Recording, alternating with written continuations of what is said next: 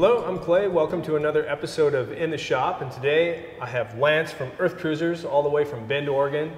Lance, would you show us your EarthCruiser? Well, g'day Clay, mate. G'day. Thank you so much for giving us the opportunity to do this and this fabulous facility you got. Well, I instantly just asked the question, what is it? The simplest way I can explain it, it's a tool to do a job. It's just that simple. And the job that we want to do is we just want to travel and we want to enjoy ourselves when we do it. We want to get there and be comfortable when we get back. Let's just start from the back and work our way forward. Just tell me as we go, because there's a lot to look at. This sucker comes in at just a little over 11,000 pounds. 80 gallons of fuel, 80 gallons of water, with everything we need, and it's nowhere near its GVM.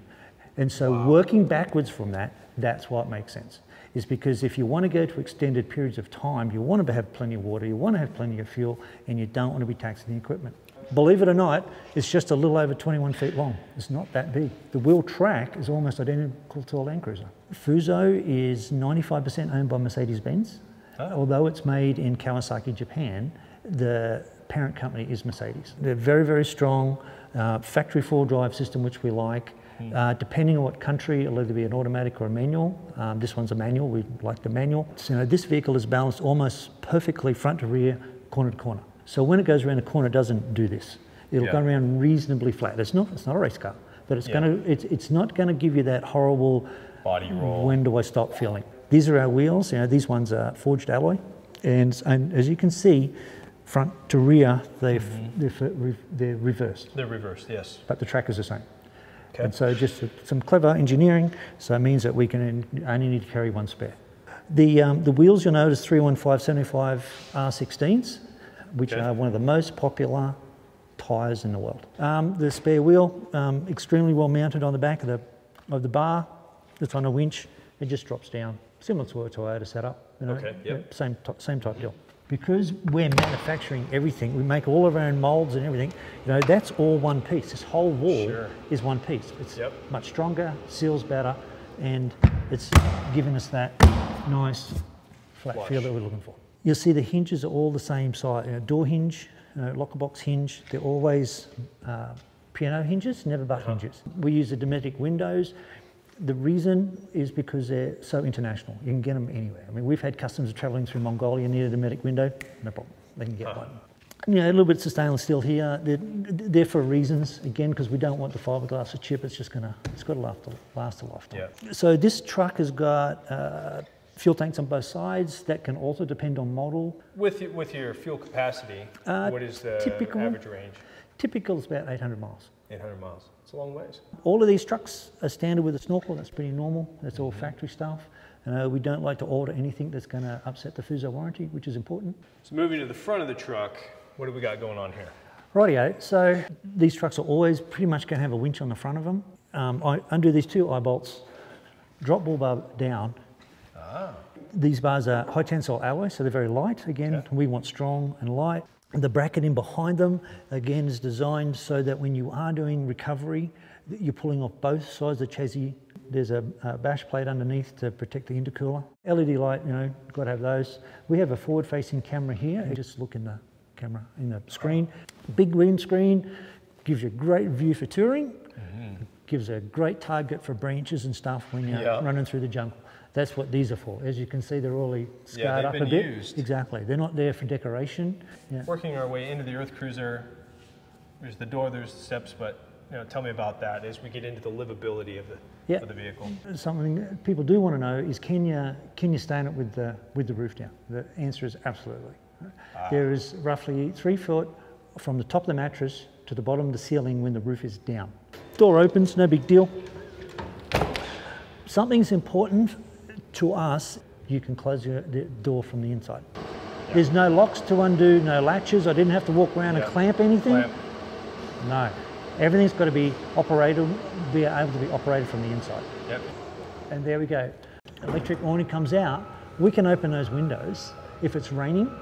So you can still vent and get the air. Exactly right. Yeah, that's it's well thought out. This is not rocket science. Listen to what happens when I close it back down again. It's clamped. Dust tight, waterproof, strong, and gives us the integrity that we're looking for. What else can I tell you? I don't think anything. Let's move inside. Good as go. You walked into what we call the mudroom, right? Toilet's in there. It's on a push button. It slides out. It's a flush toilet, cassette toilet. For for traveling, makes perfect sense because you don't need the RV dump station. We don't need any of that sort of stuff. And for us, also importantly, is it because it keeps the black water completely separate. That slides over, give you some privacy, and it's quite comfortable for two people. The water heater is underneath the dinette seat. ECs all have a little button. And what happens is that water, as you can hear it, is now getting taken and putting back into the water tank. So when I go to turn this on, it will be straight hot water. The reason for the two sinks is, again, it's about water conservation. We can have a rinsing sink or a drying sink, drains, one on each corner. So if you are a little bit off level, they still drain. It is fiberglass. It's got the nice finish to it, no sharp edges, nice and round, easy to clean, and everything folds down. It's critical that you have a bed that's always comfortable. Tons of storage underneath here in different lockers. Counts for us, and more storage underneath there. Just simple things. And of course, with this model, you've got 360-degree view. As you say, makes it light and bright. Electrical systems seem to be the biggest bugbear, and so we keep them inside. You're not outside, under some sort of locker box that you can't see anything. Not at all. All right. So I'll lift this set up. 2 hatches, I'm there. The whole brains of the operation is underneath my seat. Under your seat is the air and water heater, again Webasto. And to your right is a small laundry hamper. Goldie's bed, she's quite comfortable sitting there, which is fine. We have the pass-through here, obviously, so we can jump in and out of here as we need to. It does open it up a lot. Yeah, indeed. The dinette, it spins around and does all sorts of weird and wonderful things, and I'll lock myself in here. Right up. Exactly. Really cool. Have it sitting here, so you've got your sandwiches and stuff when you're driving down the road. 12-volt fridge. Will run out of level. It's a marine fridge, but also it's got to be able to handle off-road. Okay, everybody who's owned a pickup or a ute or whatever and had the fridge in the back of their truck, tell me one time that you didn't get shaken up beer. It's inevitable. Exactly. So if we have the fridge in as middle as possible, it's the least moving of the vehicle while it's traveling. It's details, mate. It's all in the details. Like you said, that real estate, the windshield real estate is what obviously makes it. We build up these seats. These ones are got seat heaters and coolers. Seating position is critical. The way they hold you is really important. Movement, and there's plenty of adjustment. Obviously, we use the HEMA system for our navigation to find us around the planet. Works for us. We can run the air compressor from out here. We've got side lights we can turn on. Four-wheel drive, depending on the model, sometimes they're a lever like the old Land Cruiser. We can also run the vehicle stereo through the house if we want to as well. Cool. Nothing special. Reversing camera, it's infrared. It's important to us because sometimes you're parked and you don't want to turn all the lights on what's going on. Yeah. So we can see what's happening. Yeah, that's smart. It's plenty strong enough to, kneel on as you're jumping through. Tons of storage underneath here. It's big enough to put a laptop in. Storage power ports in here for 110 and USB, nice. So you can have all this locked up. Don't have to have the key in the ignition and be charging all your gear up. We insulate the cabs. Again, they're designed for commercial purposes. For 2 people to tour, it's fabulous. You get the great view. To me, that's the best TV set you're ever going to get. Just one out in this wide open world, and that's kind of it. Thanks for making the trek, and it really shows your passion.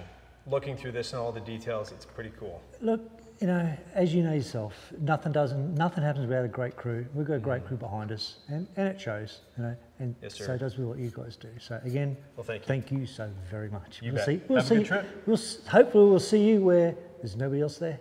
That'd be great. Think about it. Until next time. Good on you. Thank you. Thanks. Thank you.